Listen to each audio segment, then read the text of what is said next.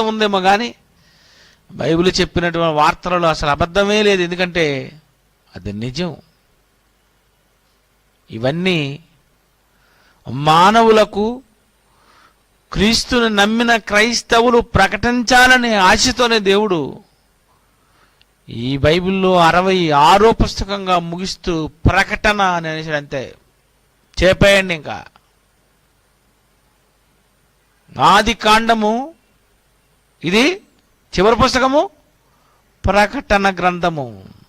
ఆదిలో ఏముందో, ఆదిలో ఏం జరిగిందో, ఆది ఇన్ ద బిగినింగ్ ప్రారంభం మొదలుకొని ఇవన్నీ నేను 66 పుస్తకాల్లో రాశాను గనక చివరి పుస్తకమైనటువంటి ఈ పుస్తకం వరకు ఇవన్నీ చూసుకొని చదువుకొని ఈ వార్తలన్నీ నువ్వు ప్రపంచ ప్రజలకు చెప్పేయాలని దేవుడు అన్నాడంటే ప్రతి క్రైస్తవుడు ఒక విలేకరి, ప్రతి క్రిస్టియన్ అసలైనటువంటి న్యూస్ మీడియా.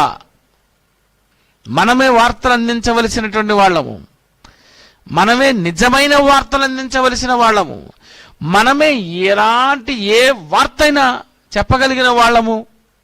చరిత్ర గూర్చైనా, శాస్త్రం గూర్చైనా, మొక్కల గూర్చైనా, మానవుడి గూర్చైనా, ఆత్మల గూర్చైనా, దెయ్యాల గూర్చైనా, ఎలాంటి వార్తలు, ఏ వార్తలు కావాలో చెప్పండి, ఆ వార్తలు మేము అందిస్తాం. నిజమైనటువంటి న్యూస్ మీడియా అండి. ఈ ప్రపంచానికి మన వార్తలన్నీ అందించాల. మనమంతా కలిసి ఒక కొత్త టైటిల్తో, కొత్త పేరుతో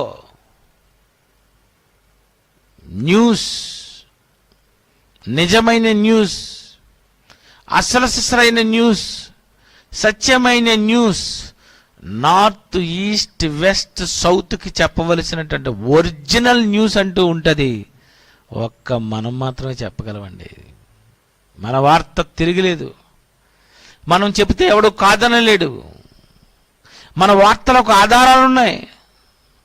మనం చెప్పినటువంటి ప్రతి మాటకు సాక్ష్యాలు ఉన్నాయి, సాక్ష్యాలు. అందుకే ఈ లోకానికి దేవుడు సృష్టిని ఎలాగ చేశాడో అది ప్రారంభించి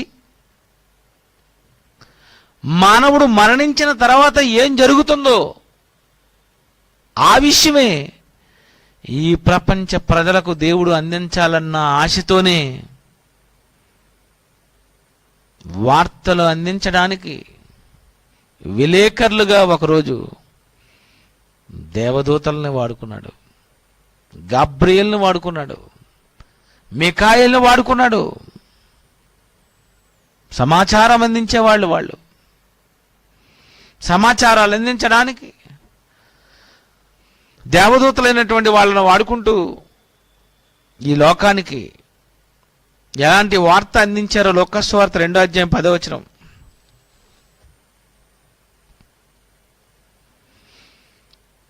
లోకసువార్త 2:10. అయితే ఆ దూత భయపడకుడి, ఇదిగో ప్రజలందరికీ కలగబోవు మహా సంతోషకరమైన సువార్త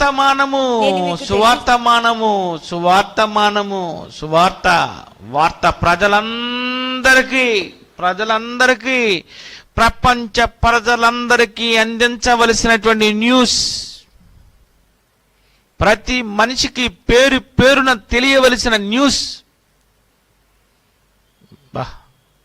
చెప్పేస్తుందండి. దేవదూత వచ్చి చెప్పేస్తుంది. మళ్ళీ చదువమ్మా. అయితే దూత భయపడకుడి, ఇదిగో ప్రజలందరికీ కలగబోవు మహా సంతోషకరమైన సువార్తమానము నేను మీకు తెలియజేయుచున్నాను. ఇది సువార్త, ఇది వార్త, ఇది అవసరమైన వార్త, మానవుడికి తెలియవలసిన వార్త. ప్రజలందరికీ మహా సంతోషకరమైన ఏముంది? మహా సంతోషకరమైన సువర్తమానము. మహా సంతోషం అట. అంటే ఇది ఏ వార్త అందించడానికి వచ్చింది? ఏ వార్త అందించాలి? ఏ వార్త తెలిస్తే మనుషులకు ఆనందం, మహా సంతోషం కలుగుతుంది చెప్పండి? అంటే ఏదో ఉంది. ఏంటి ఆ వార్త? 11 దావీదు పట్టణమందు నేడు రక్షకుడు మీ కొరకు పుట్టి ఉన్నాడు. నేడు రక్షకుడు మీ కొరకు పుట్టి ఉన్నాడు. ఇదిగో మీ కొరకే పుట్టాడు. రక్షకుడు మీ కొరకు పుట్టాడు. ప్రజల పాపాల నుండి రక్షించడానికి రక్షకుడు. దేవుడు ఎవరో తెలియజేయడానికి వచ్చిన